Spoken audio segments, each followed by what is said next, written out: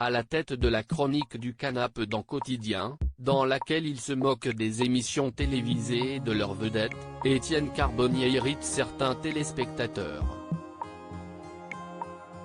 Les mauvaises langues et haters ne le perturbent pas.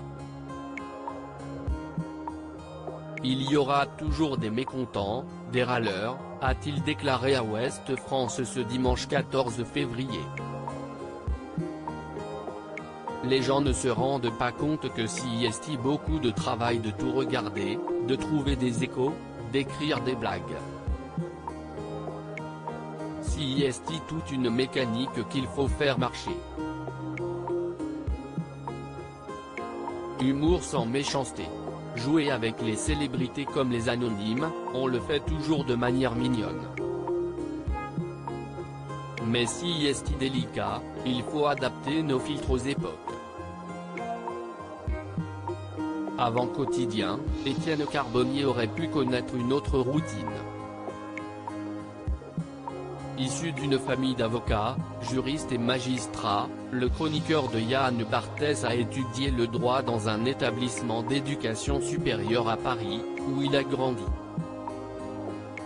Mon père a un peu gueulé et j'ai fini par avoir ma licence.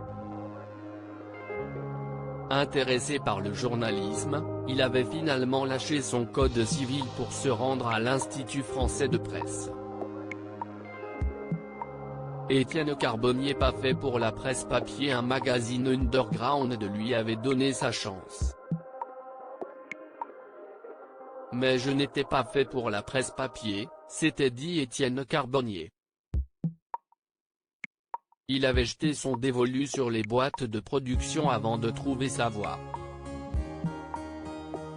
J'ai trouvé un stage à la production de Cet Avou et j'ai commencé en écrivant les fiches d'Alessandra Sublet et de son joker, Daphné Burki. Laquelle m'a ensuite proposé de la suivre au Grand Journal de Canal+. Entre-temps, j'ai rencontré les gens du Petit Journal. Après une chronique sur le sport pour Yann Barthès dans ce programme, Étienne Carbonnier a pris du galon et propose désormais aux téléspectateurs de partager un moment léger dans son canapé.